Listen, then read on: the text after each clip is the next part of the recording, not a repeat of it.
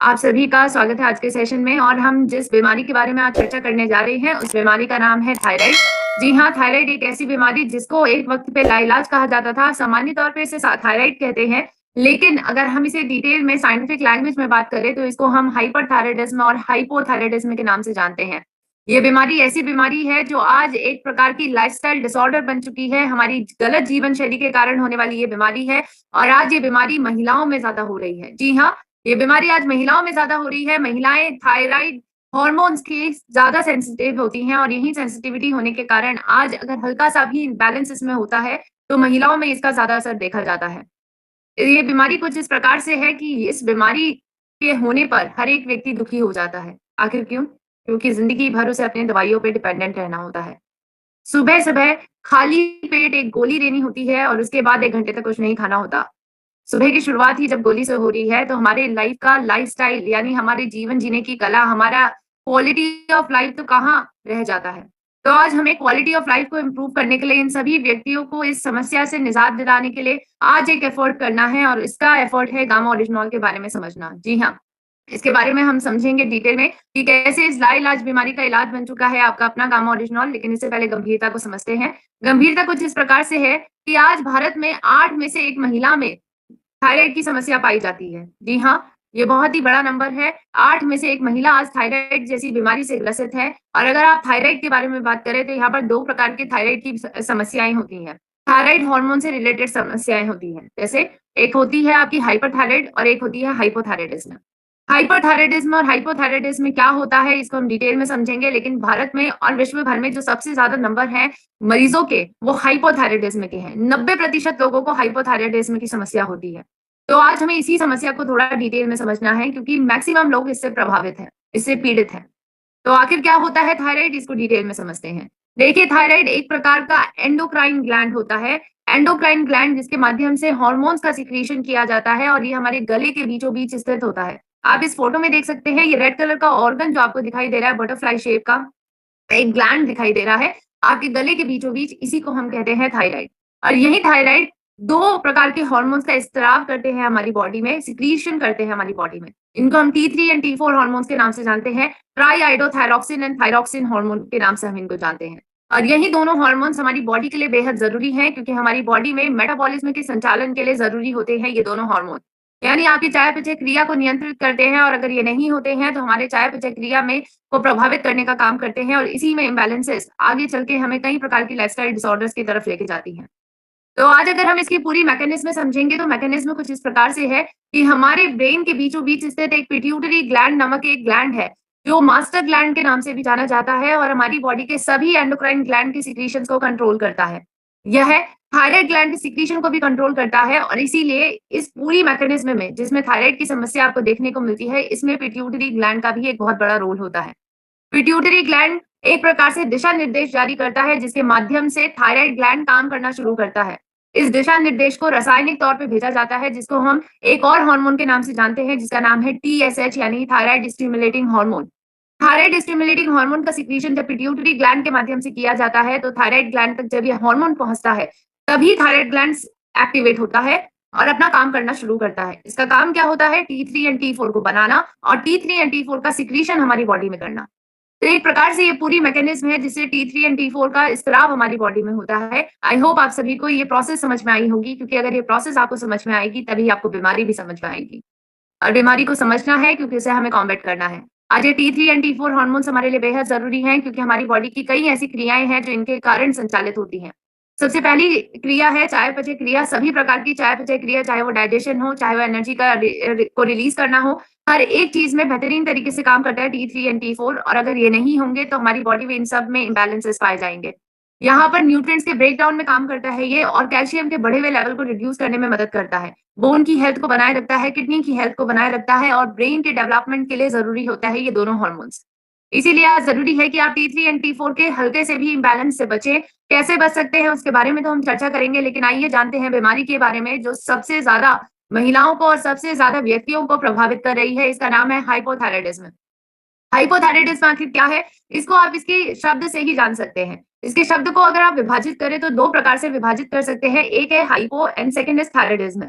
Hypo यानी कम, thyroidism यानी थायराइड के हार्मोन। सो थायराइड के हार्मोन होते हैं T3 एंड T4। इनका हमारी बॉडी में सामान्य तौर से कम सिक्रीशन होने लग जाता है और इसी समस्या को हम हाइपोथायराइडिज्म कहते हैं।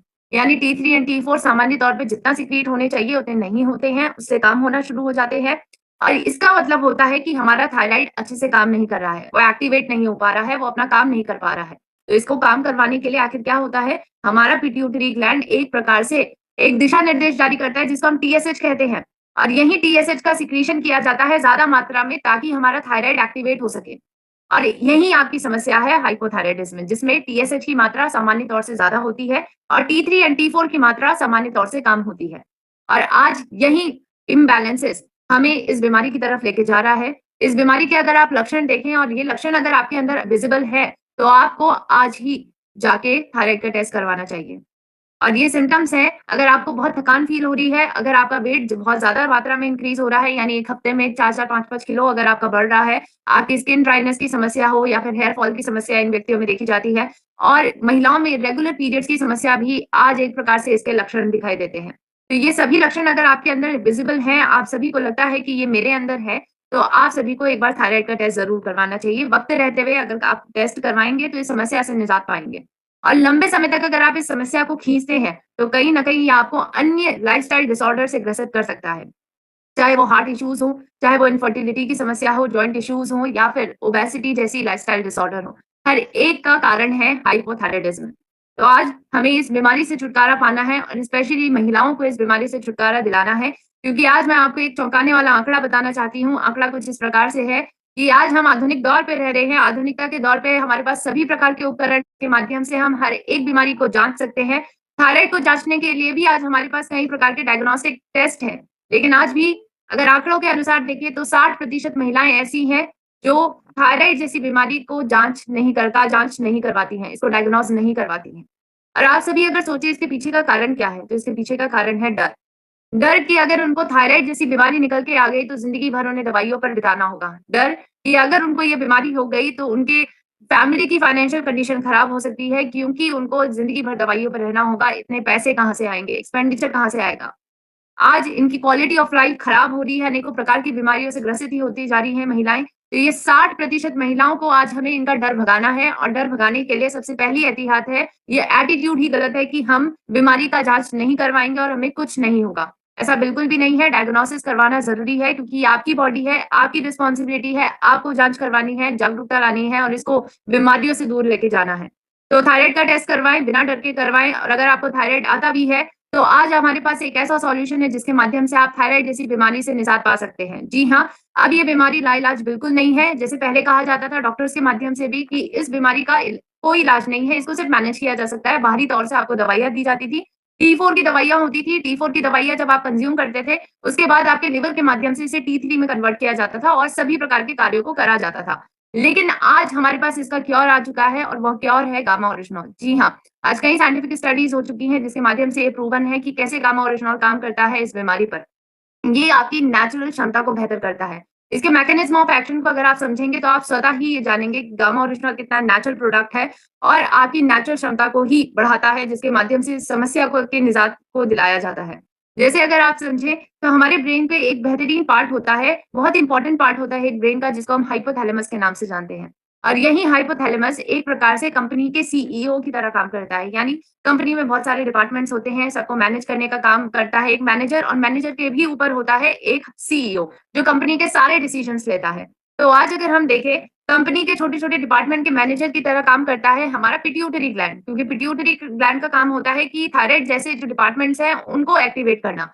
लेकिन जो सीईओ ऑफ द कंपनी है, वो मास्टर है और वो मास्टर है, तो वो सभी के संचालन को रेगुलेट कर सकता है। तो हाइपोथैलेमस वो मास्टर होता है हमारे ब्रेन में।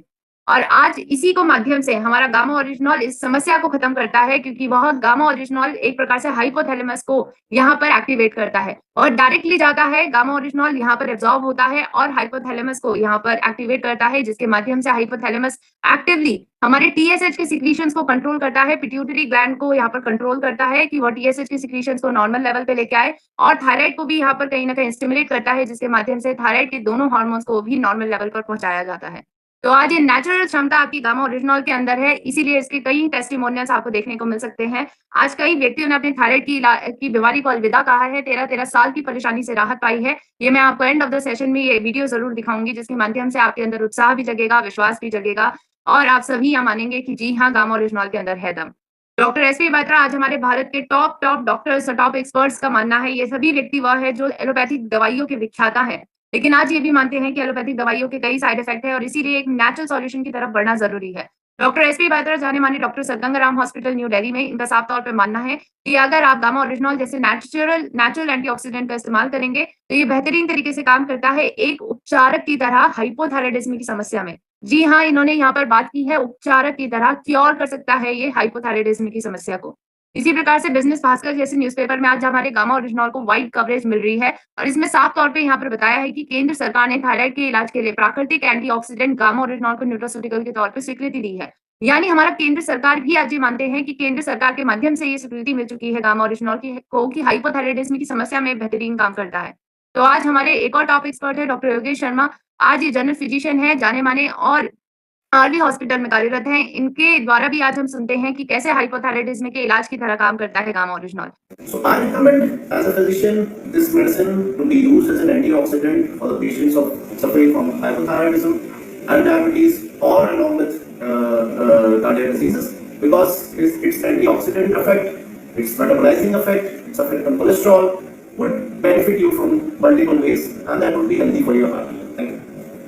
तो आप सभी ने सुना डॉक्टर साहब ने यहाँ पर साफ तौर पे बताया है कि कैसे अन्य बीमारियां जैसे हाइपोथायरायडिज्म की समस्या हो, डायबिटीज की समस्या हो, कार्डियक अरेस्ट की समस्या हो, हर एक समस्या में रिकमेंड करते हैं डॉक्टर साहब गामा ओरिजिनॉल को क्योंकि इसका मेटाबोलाइजिंग इफेक्ट, इसका एंटीऑक्सीडेंट इफेक्ट और इसका कोलेस्ट्रॉल कम करने का इफेक्ट आज बेहतरीन काम कर रहा है इन सभी बीमारियों के का उपचारक की तरह काम करने में। आज गामा ओरिजिनॉल को भारत में अप्रूव्ड न्यूट्रास्यूटिकल की कैटेगरी में रखा गया है यानी 18 साल से ऊपर के कोई भी व्यक्ति हैं वो इसे अपनी डेली डाइट में कंज्यूम कर सकते हैं। आज भारत में ही नहीं बल्कि अन्य सभी देशों में गामा ओरिजिनॉल का इस्तेमाल 70 सालों से किया जा रहा है। भारत इसमें लेट है लेकिन फिर भी हम बेहतरीन तरीके से आज काम कर रहे हैं आरसीएम परिवार के माध्यम से, हर एक सिपाही के माध्यम से जो घर-घर तक गामा पहुँचा रहे हैं और भारत को स्वस्थ रखने की मुहिम रख रहे हैं। आज अगर हम देखें ये एक प्रकार की लाइफस्टाइल डिसऑर्डर है और हम जानते हैं कि अगर हम लाइफस्टाइल डिसऑर्डर को कॉम्बैट करना चाहते हैं तो अपनी लाइफस्टाइल में हमें सुधार लाने होंगे। तो सुधार क्या-क्या आपको लाने हैं? गामा ओरिजिनॉल का इस्तेमाल तो करना ही है लेकिन साथ में आपको ये और सुधार लाने हैं। सबसे पहला सुधार है कि आपको नमक का इंटेक करना है लेकिन नियंत्रित तरीके से करना है। क्योंकि एक प्रकार से अगर हम नमक बिल्कुल त्याग देंगे तो आयोडीन की डेफिशिएंसी होती है जिसके कारण हमें गॉइटर जैसी बीमारी भी हो जाती है। थायराइड के हार्मोन्स भी यहाँ पर कहीं न कहीं इनका स्त्राव कम होना शुरू होता है। तो इसलिए ज़रूरी है कि आप नमक का इंटेक करें, प्रतिदिन 5 ग्राम नमक का इस्तेमाल करना या फिर उससे कम करना ज़रूरी है। इससे ज़्यादा अगर आप करेंगे तो आपके लिए ये खतरनाक भी साबित हो सकता है। इसी प्रकार से दूसरा लाइफस्टाइल मॉडिफिकेशन जो हमें करना है वो है आधुनिकता से थोड़ा अलग हमें बनना है। क्योंकि आज हम आधुनिकता के दौर में फ्रिज के पानी का इस्तेमाल करते हैं और ये ठंडा पानी हमारे लिए बेहद हानिकारक होता है। तो back to the old days चलते हैं, back to the old days में हम मिट्टी के घड़ों का इस्तेमाल करते थे और उसके शीतल जल का हम इस्तेमाल करते थे। तो आज हमें उसी जल का इस्तेमाल करना है और स्वस्थ रहना है। बढ़ते हैं अपने तीसरे मॉडिफिकेशन की तरफ, वह है थायराइड के व्यक्तियों को स्पेशली कहा जाता है कि आपको ऑयल और फैट का इस्तेमाल नहीं करना है। लेकिन आज मैं ये कहती हूँ कि हेल्दी फैट्स और ऑयल का इस्तेमाल करना ज़रूरी है। हर एक व्यक्ति को ज़रूरी है क्योंकि नेशनल इंस्टीट्यूट ऑफ न्यूट्रिशन साफ तौर पे रिकमेंड करता है कि 20 से 50 ग्राम ऑयल और फैट हर एक व्यक्ति के शरीर में होना चाहिए। अगर नहीं है तो हमारी बॉडी में जो विटामिन्स होते हैं ए, डी, ई के जो फैट सॉल्युबल होते हैं, वह सॉल्युबल हमारी बॉडी में नहीं हो पाएँगे और इनकी डेफिशिएंसी होगी और बीमारियाँ भी होंगी। तो एक प्रकार से हेल्दी लिमिट में हमें इनका इस्तेमाल करना ज़रूरी है।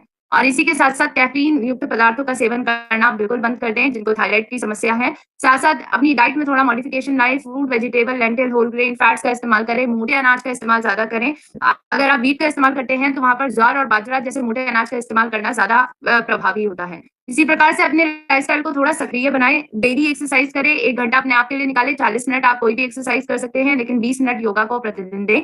जैसे कई ऐसे हार्मोन हैं जो थायराइड को कई ऐसे हमारे योगा के प्रैक्टिसेस हैं जैसे कि प्राणायाम है, जिनके माध्यम से डायरेक्टली हमारा थायराइड स्टिमुलेट होता है। जैसे कि आप उज्जाई प्राणायाम के नाम से जानते हैं, वो थायराइड के ग्रसित व्यक्तियों के लिए बहुत अच्छा होता है। इसी प्रकार से ओम चैंटिंग के माध्यम से जो हमारे गले में वाइब्रेशंस पैदा होती हैं, वह भी काफ़ी अच्छा रहता है थायराइड की प्रॉब्लम को सुलझाने के लिए। और भी आप सभी प्राणायाम कर सकते हैं और इसी के साथ-साथ अपनी लाइफ़स्टाइल को तनाव से दूर रखें। जी हाँ, तनाव मुक्त रहना ज़रूरी है, नींद अच्छे से पूरी करना ज़रूरी है, इसकी गुणवत्ता को बेहतर बनाएँ। गामा ओरिजिनॉल का मदद से आपको ये सब मिलेगा, लेकिन आपको कुछ और लाइफ़स्टाइल मॉडिफ़िकेशन अपनाने हैं और अपने जीवन को स्वस्थ बनाना है।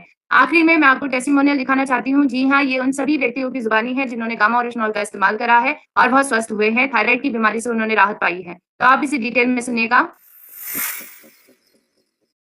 गामा ओरिजिनल मैंने नवंबर में शुरू कर दिया था, जिसमें कि मैं थायराइड की गोली तो ले ही रही थी, लेकिन उसके बाद गामा ओरिजिनल भी मैं लगातार ले रही थी और उसके बाद में अब मैंने थायराइड की गोली लेना बंद कर दी थी 10 दिन पहले ही और मैंने थायराइड का टेस्ट करवाया जिसमें कि मेरा थायराइड 3.306 आया और अब मैं थायराइड की गोली बिल्कुल छोड़ चुकी हूँ और अब मैं सिर्फ गामा ओरिजिनल ही खा रही हूँ। Thank you gamma original. मेरे सर्वाइकल और मुझे थायराइड बहुत परेशान की है, लेकिन गामा जब से मैं पिछले महीने से खा रही हूँ मुझे बहुत आराम है।